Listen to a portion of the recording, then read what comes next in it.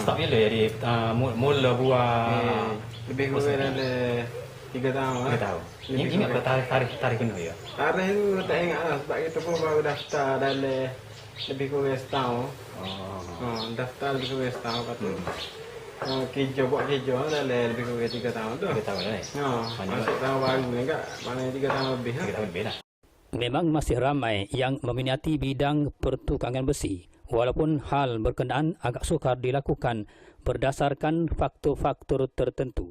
Walaupun kebanyakan tukang-tukang besi dipelopori oleh golongan telah berusia kerana kemantapan ilmu dan kemahiran mereka di bidang itu. Namun ada juga yang berusia di bawah 30 tahun turut menuruti jejak itu yang menjanjikan kepuasan.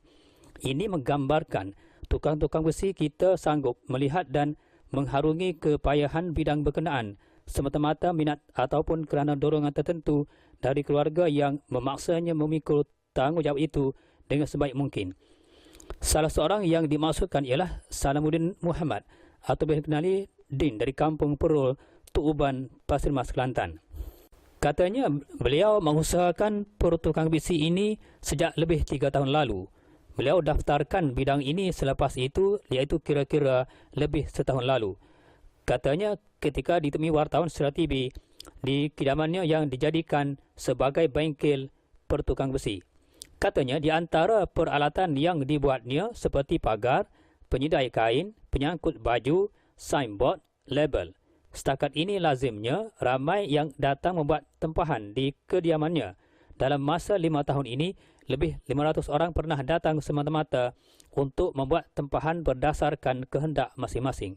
Katanya menambah, lazimnya orang awal membuat tempahan adalah terdiri daripada beberapa orang penduduk kampungnya yang mengetahui kemahiran beliau sebagai tukang besi, seolah-olah memberikan galakan kepadanya, dan mungkin juga tukang-tukang besi lain agak jauh dari penempatan, dan ini merupakan rezeki awal beliau. Selepas itu, apabila sudah semakin mendapat perhatian dan hal kemahiran beliau kemudiannya tersebar dari kampung itu dari mulut ke mulut, ramai pula penduduk dari daerah lain yang datang membuat tempahan khas daripadanya. Menurutnya, asalnya beliau selesaikan tempahan sebahagian daripada jiran dan penduduk kampung ini secara ala kadar sahaja. Namun, selepas berita berkenaan tersebar dari mulut ke mulut, menyebabkan beliau kemudiannya mendapat perhatian dari penduduk kampung lain pula. Menceritakan lebih lanjut, dia pun tidak menyangka asalnya bengkel yang dibuka di kediamannya itu adalah bengkel kecil semata-mata. Akhirnya mendapat tempahan yang menggalakkan. Bahkan menurutnya, pernah juga beberapa kali ketika dia membuat pemasangan di rumah pelanggan berdasarkan tempahan tertentu, ada juga penduduk di kawasan terbabit berkesempatan melihat kerja-kerja yang dilakukannya yang halus dan cermat sehingga menimbulkan keinginan pelanggan lain untuk membuat tempahan seperti itu. Di antara pelanggan dari luar kampungnya yang pernah membuat tempahan darinya seperti dari Kusial Tanah Merah, Kok Lanas, Bunuk Susu. Walaupun orang dari luar kampungnya yang menempah terus darinya, kebanyakan yang ditempah adalah berlainan kategori. Ditanya tentang modal permulaan, pada mulanya dia tidak ingin menyatakannya kerana buat permulaan sebagai tukang besi mungkin dia masih agak baharu lagi ketika itu. Namun, menurutnya, hal yang paling penting dalam kerja-kerja sepertinya adalah untuk mendapatkan bekalan besi itu dengan harga yang mampu beli. Pada masa dulu, beliau terpaksa mengeluarkan modalnya sendiri. Hal ini agak sesuai memandangkan harga bekalan besi pada ketika itu murah. Tetapi pada hari ini bukan sahaja masalah kenaikan harga besi, namun masalah GST itu yang menyebabkan harga besi meningkat tidak sebagaimana sebelum ini. Katanya, jadi pada hari ini apabila ada pelanggan membuat tempahan, beliau memohon supaya disediakan pendahulunya untuk tujuan membeli bekalan mentah iaitu besi. Dari segi puratanya pada masa dulu, tidak sampai RM1,000 modal yang diperlukan untuk kerja-kerja berkenaan berbanding hari ini yang peningkatannya agak mendadak. Tentang dorongan dan galakan sehingga beliau mencuburi bidang berkenaan, selain minat yang mendalam terhadapnya, dia turut mendapat galakan dan dorongan dari keluarganya sendiri dan bukannya minat sahaja. Ini kerana kalau atas dasar dia minat, seorang diri tentunya tidak ke mana. Apabila tiba waktu malas, tentunya dia tidak melakukannya. Tetapi apabila telah mendapat galakan dan dorongan dari orang beliau percayai, kalau timbulnya perasaan malas, dia perlu teruskan juga bidang itu sebelum peluangnya direbut oleh orang lain. Apabila ditanya tentang kepandaiannya dan kemahirannya itu, beliau mempelajarinya daripada siapa? Beliau menjelaskan, untuk menjadi seorang tukang tidak semestinya perlu mencari guru dan belajar dari mereka. Kalau kita kreatif dalam sesuatu bidang yang kita minat, sekadar kita melihatnya sahaja, kita boleh buat sendiri. Dan insya-Allah akan berjaya jika sekiranya bakat kita itu sentiasa digilap dan sentiasa berusaha ke arahnya.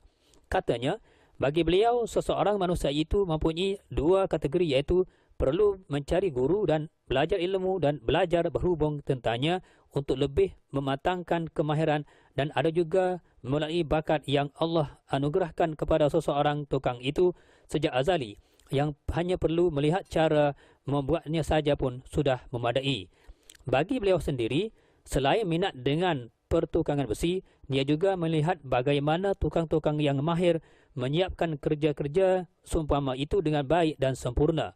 Dia sebenarnya tidak pernah belajar bahagian yang dia ceburi sekarang, tetapi apabila melihat tukang-tukang yang mahir dengan besi, dia berasa boleh melakukannya, dan memang benar, dia boleh melakukannya sehingga sekarang.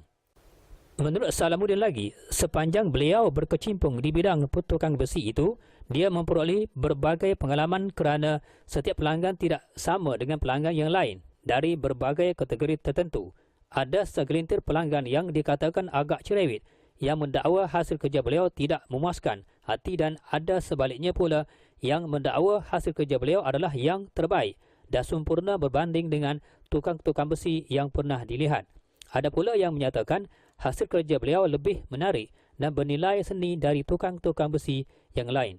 Katanya, semua itu asam garam baginya untuk lebih memantapkan dan mengorak langkah sebagai tukang besi yang berjaya.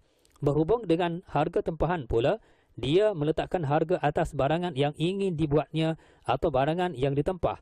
Dari segi ukuran hampir sama, tetapi fokus beliau berhubung dengan harga adalah bahan atau alat yang akan dibuat itu. Dia juga melihat dari segi kualiti dan tahan lama atau tidak. Benda yang sama tapi bezanya dari segi kualiti barangan. Menurut Salamuddin, kebanyakan tukang-tukang besi akan mendapatkan bekalan bahan mentah berkenaan dari kedai besi atau kedai kitar semula. Begitu halnya dengan beliau. Namun, kebanyakan kedai-kedai besi telah didapati kurang menjual bekalan berkenaan. Jadi, bagi yang ingin menapak lebih jauh lagi sebagaimana beliau akan dapatkan bekalan besi itu dari kilang besi sendiri, kerana kebanyakan besi di kilang banyak pilihan yang boleh diperolehi oleh tukang-tukang besi dengan harga jauh lebih murah. Sebagai akhir kata, beliau menyarankan dan berharap kepada pelanggan-pelanggan yang ingin menempah barangan besi boleh datang sendiri ke rumah beliau di Kampung Purul, Pasir Mas, Kelantan. Ada pelanggan yang pernah menempah barangan beliau akan memberikan nombor telefon untuk diberikan kepada pelanggan-pelanggan lain melalui pelanggan terdahulu. Jadi, kalau ada panggilan telefon, misalnya beliau akan ke tempat yang dimaksudkan untuk memudahkan pelanggan memaklumkan hal berkenaan, terutamanya yang melibatkan pemasangan di rumah-rumah.